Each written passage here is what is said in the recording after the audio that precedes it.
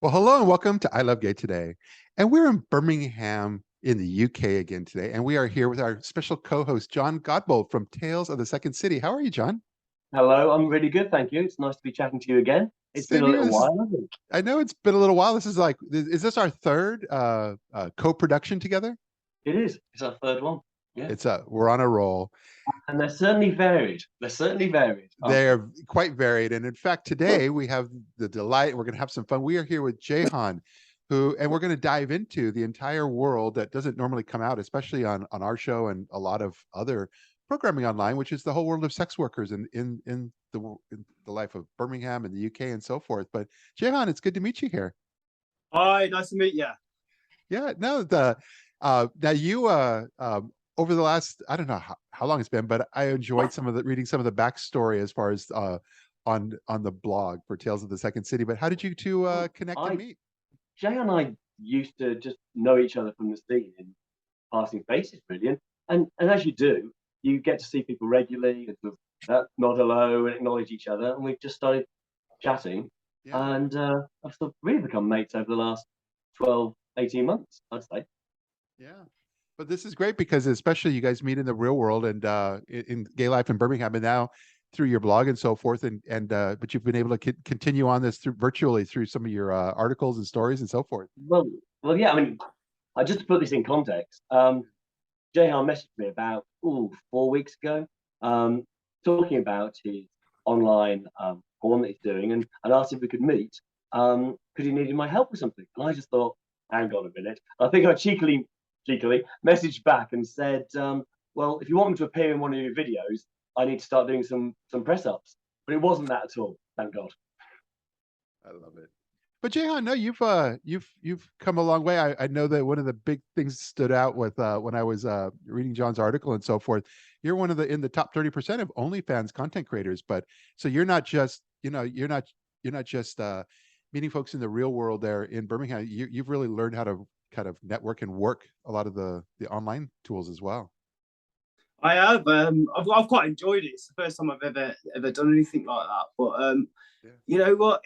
It's just about being social. Yeah. I guess that's what social media is about. So yeah. Which ones are your top one? Like, I know that you're on Twitter, but do you leverage the other ones, or is it mostly Twitter because they allow you to express yourself? Twitter for now. For now. For now, So, nothing on so TikTok. Jay, Nothing on TikTok. No. I'm a bit of a digital dinosaur, so we'll leave TikTok for a bit.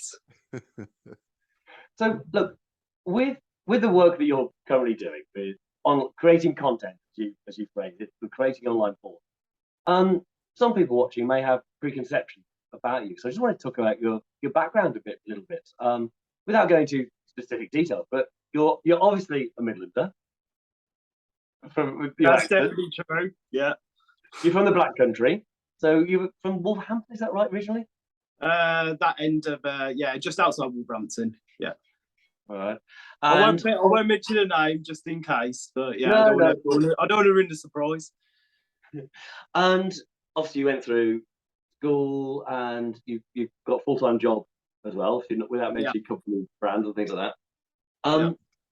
I was really interested actually that you have been so open about what you're doing that you've discussed it with not only friends, which you'd sort of expect, but with your family and with your work colleagues and employers. Yeah, yeah. Okay. When you said to your employers, right, I'm creating porn, how did that conversation go? I'd love to have been a fly on the wall. It was really funny. So I've got a great relationship with my boss. I'm not going to mention his name either, but I kind of grabbed him in the staff room and I said to him, do you know what? I've got a future and it's not within this business, but I want to make porn. And he started first reaction. He started laughing. He was like, what sort of porn? I was like, well, I want to get into content creating. And he was like, do you mean OnlyFans? And I was like, well, yeah, actually, yeah. So yeah, that's how the conversation started. And then I was quite open about it. So I was in the staff room. So there was a couple of other colleagues in there at the time who weren't surprised at how out there I was about it, because I'm quite open and nice person and that. I'll do it in a dignified way. I wouldn't say like I'm doing sex work, but and it rolled on from there. So I think I was work gossip for a few weeks. And I'm sorry, but some of your colleagues must have gone on Twitter and had a look. Yeah. So one of my colleagues, friend requested me when I first set it up Twitter, and then I messaged him. I said it's not that sort of Twitter. Unless you want to subscribe to my channel, I suggest unfollow, and he unfollowed within about 30 seconds.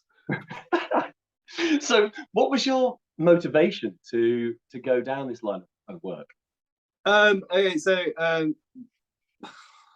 I'm gonna absolutely be open and honest. So my future, I think, as a European person, I want to be in Europe, and to finance that and to progress, I've had to use other tools to finance myself to get there. So my future goals is the reason why. Yeah, you've talked. I mean, over the years I've known you, you've passionately talked about emigrating, and you were talking about this 4 years ago or more, I suppose. And of course, the dreaded Brexit came along and made things a bit harder for you, didn't it? It did, yeah. So when Boris Johnson, our great leader, he announced that he was going to get Brexit done by a certain date, I made a decision that day that I'm going to immigrate back into European society. And lo and behold, he voted us out, and we left. And I didn't vote for that, so I decided that I'm gonna go and join my European friends. So basically, the implications of Brexit motivated you to go into online sex work. Yeah, you want to put it there. I'm also financing my studying as well for it. So studying comes predominantly first. Now, what really impresses me about your approach to doing this is how professional you are and matter of fact about it. And even before you started creating content, you were out there doing research. I was, yeah. I think I remember seeing you in a bar, and I was busy at the time talking to people I've never met before about my stage name. And I think I did come and ask you and your partner what your thoughts were. But previous to that, I think it was a good 8 months research into the business. Yeah. You actually, thinking about that, it was a Sunday afternoon. Partner and I were out with the dog on the gay scene in Birmingham, and you were literally going around. It couldn't have been more formal, really. You were going around with questionnaires. You actually had questions. I did, yeah. I also did it in a Birmingham City Centre. So I walked around into retail shops, and I asked them what they thought of this name, and what was the first thing they thought of, and they all said caramel. Actually, did you put it in context? Did you tell them what it was for? No.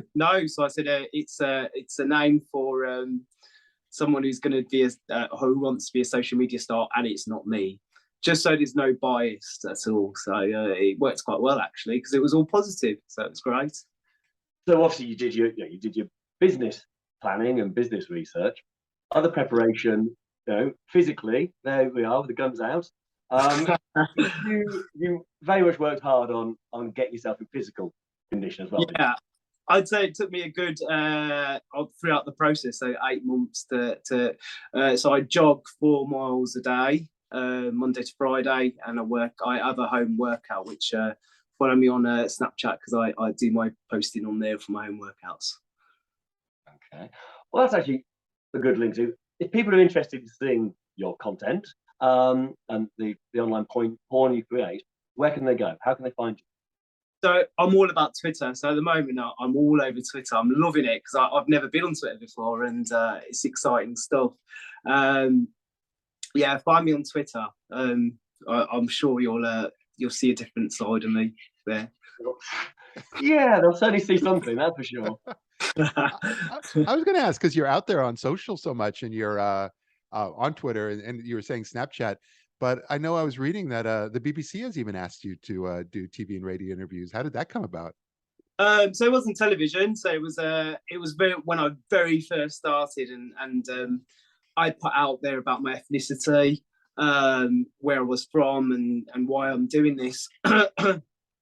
And yeah, someone contacted me from the BBC radio, wanting to find out a little bit more, which I sort of said no, I'm not ready. And then a researcher then messaged me along the same lines, and then put me back onto the same chap who messaged me originally from the BBC, which both I've said at the moment it's all new. So I don't know what I'm doing myself at the moment.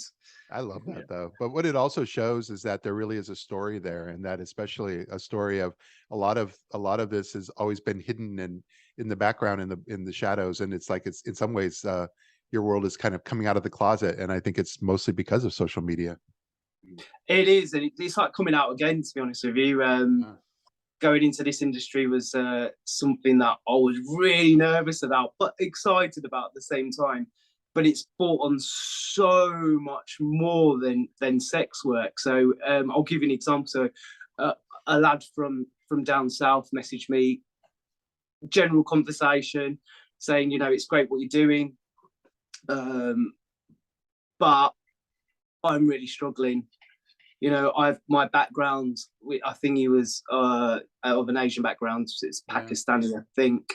And he really reached out to me, and he wanted to know, if I could guide him in a way. And I at that point, I knew it wasn't just about making money now. It's about doing something different and trying to change someone's life. And he's got back to me, and I constantly have a conversation with him.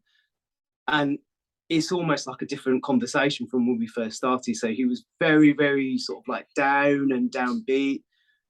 But it's surprising that that's what I did, and brought that person out of his shell, I guess. Yeah, I think that's amazing. Before, as we wrap up, was there anything else, John, that you had wanted to throw in? Yeah, I was going to ask you about the future. So you've been doing this for what, 2 months now? Yeah, so I'm in week 9 of my business plan. And things are obviously going successfully. Yeah, I've actually had 2 subscribers today, from 9 o'clock this morning, which is nice. Again, I always make a point of welcoming them to my page as well. I think that's what the lovely thing about you, Jayhan, is an individual I see out and consider a mate. But also online, is you are so accessible. You're so open and honest about what you're doing. I think that's brilliant. I think being open and honest is just, what's the point in lying? I could call myself Boris Johnson if I wanted to do that. There's no point, because lies always get found out. And being open and honest, even with my family when I first ventured out with this and spoke to them, I thought it was best to be open and honest. And my friends. So I had a group of friends that I used to hang around with, and they didn't agree with what I did, but I went ahead and done it anyway.